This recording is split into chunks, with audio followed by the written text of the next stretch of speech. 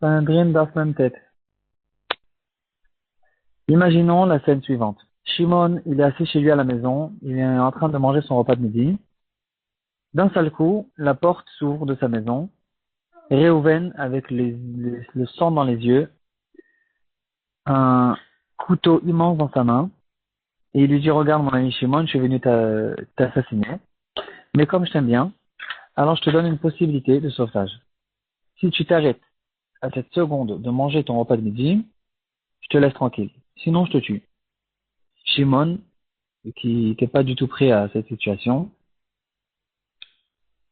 il pose sa main sur son pistolet qu'il avait tout le temps sur lui, afin de tuer tout de suite ce Rodef, de l'assassiner, ce qui est quelque chose qui est permis par la Torah. Quelqu'un qui poursuit quelqu'un d'autre pour le tuer, alors la Torah nous dit, la Torah nous permet de tuer cet assassin. Donc Shimon, il était prêt à le faire pour pouvoir se sauver et lui mettre une balle entre les deux yeux de ce Reuven. Mais à ce moment-là, il s'est rappelé de notre Gemara, et la Gemara nous dit que s'il y a une possibilité de se sauver sans tuer l'assassin, mais en le blessant, par exemple, de lui couper la main, alors on a le devoir de le faire et on ne va pas le tuer. En fait, la permission de le tuer, c'est pas parce que la Torah nous permet de tuer, c'est parce que cette action n'est pas considérée comme un meurtre, c'est pas un assassinat, c'est un sauvetage. Et donc, le sauvetage, il est recommandé, même sur le compte de la vie de celui qui met en danger la deuxième personne. Et si c'est comme ça, après qu'on a expliqué que c'est ça la détermination de cette permission, alors le sauvetage, il est recommandé, mais on va faire le minimum pour pouvoir arriver à accéder au but qui s'appelle le sauvetage. On va tout faire pour ne pas tuer quelqu'un en chemin. Et donc, s'il y a une possibilité de faire le sauvetage sans tuer cet assassin, mais par exemple en lui coupant la main, alors on est recommandé de le faire. C'est ce que la Gemara nous dit. Efshar latilo bechad me'ivarav, il a le droit, il a le besoin de le faire. Alors Shimon, qui était là, il est en train de calculer son coup, comment il va essayer de se sauver. Sans avoir besoin d'assassiner complètement ce Reuven, il a dit, si c'est comme ça, j'ai une possibilité de sauvetage d'une autre manière.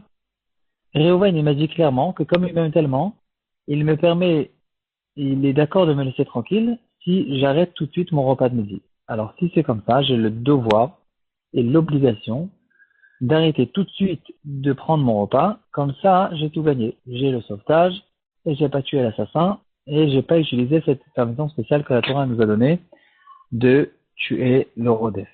Est-ce qu'il a le devoir de le faire ou pas? Cette question théorique,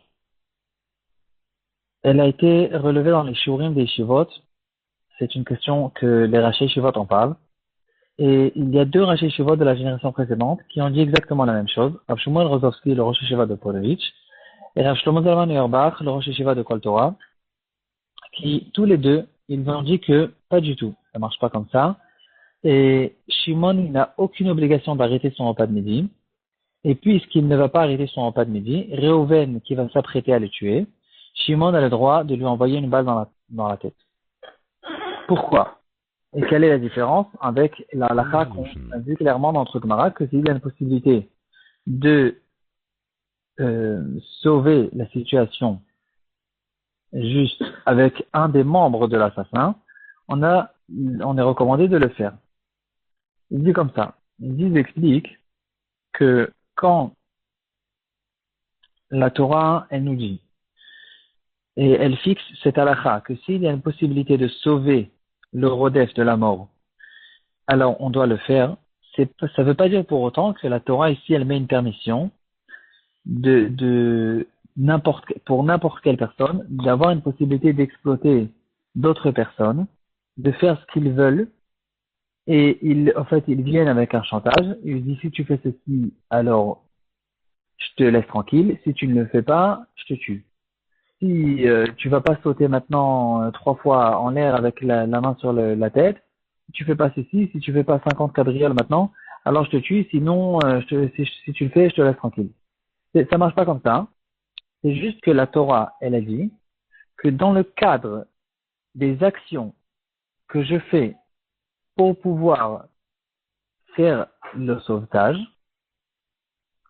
alors j'ai le devoir de minimaliser,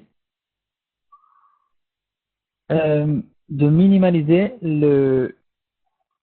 la blessure que je peux faire à l'assassin et d'arriver jusqu'au minimum possible.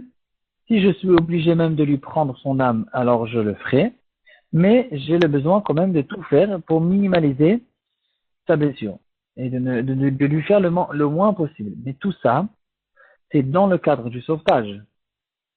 C'est pas que je suis obligé maintenant de rentrer dans tous les chantages de cet assassin. Après qu'on a expliqué que c'est ça, en fait, la détermination de cette halakha, alors on comprend tous que, par exemple, on va donner un exemple, si quelqu'un, il est là et il a envie de tuer quelqu'un d'autre, alors, bien sûr que dans cette personne qui est en train de se faire tuer, le nirdaf, il n'a pas le devoir de lui sortir son chéquier et de lui dire, regarde, je te signe $1 million, comme ça tu me laisses tranquille. Ici, on comprend que ça rentre pas dans le cadre, en fait, du sauvetage. C'est que dans l'action que je dois faire pour le sauvetage. Et que quand, dans le cadre du sauvetage, j'ai eu la permission de faire quelque chose à l'assassin, là, dans cette action, on me demande de minimaliser ce que je fais à l'assassin pour arriver au résultat du sauvetage. Et donc, si c'est comme ça, bien sûr que Shimon n'a pas besoin d'arrêter son repas de midi. Et on n'est pas en train de dire par là que pour en fait sauver son repas, il a la permission de tuer Reuven. Pas du tout. Le pshat il est que Shimon a le droit de tuer Reuven parce que Reuven il est en train de le tuer. Il est intéressé de le tuer. Mais Shimon, il n'a pas l'obligation d'utiliser le sauvetage, la possibilité de sauvetage bizarre que Reuven a décidé de lui proposer en arrêtant son repas. Et donc, puisqu'il n'a pas l'obligation de le faire, on revient à la situation de base dans laquelle Reuven il est en train de vouloir assassiner Shimon. Et donc, Shimon, il a le droit de se sauver même sur le compte de la vie de Reuven à partir du moment où d'arrêter son repas, ça ne rentre pas dans les actions de sauvetage. J'étais un peu philosophique, mais en fait, c'est ça l'explication que nous donne Rashi Yeshivot, une très belle explication, et qui nous explique ce que c'est exactement cette halakha de Yachol Atilo Bechad Me'evarav. Si on en est arrivé juste ici, on peut aller même encore un peu plus loin. Et quand Rav Shlomo Zalman Auerbach, il a ramené ce pshat à ses talmidim, et un des talmidei chachamim, il lui a dit que si c'est comme ça, imaginons la situation suivante. Disons que Reuven, il va chez Shimon et lui dit, regarde, je suis intéressé de te tuer, mais si toi, Shimon, tu viens et tu me coupes la main, alors je te laisse tranquille.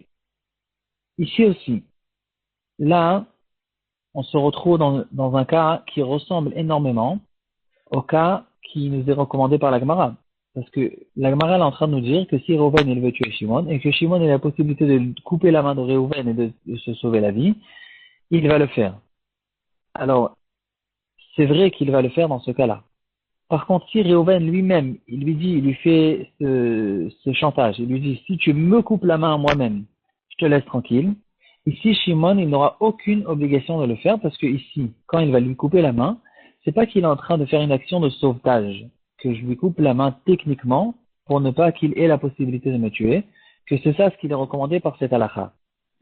C'est un chantage, en fait. Il est en train de rentrer dans le chantage de Reuven, qui est en train de lui dire, si tu fais ceci, si tu fais cela, alors il n'y a aucune différence que si, entre le cas où Reuven lui dit, si tu t'arrêtes ton repas de midi, ou bien si tu fais 50 cabrioles, je te laisse tranquille, ou bien le cas où il lui dit si tu me coupes la main, je te laisse tranquille. C'est exactement la même chose.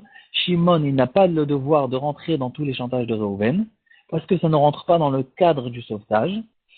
Et puis, si c'est comme ça, donc, dans ce cas-là aussi, il n'aura pas besoin de lui couper la main. Et puisqu'il n'a pas besoin de lui couper la main, il reviendra à la situation de base dans laquelle Reuven, il est intéressé de le tuer, et Shimon, il a la possibilité de se protéger en tuant Reuven avant que Reuven le fasse.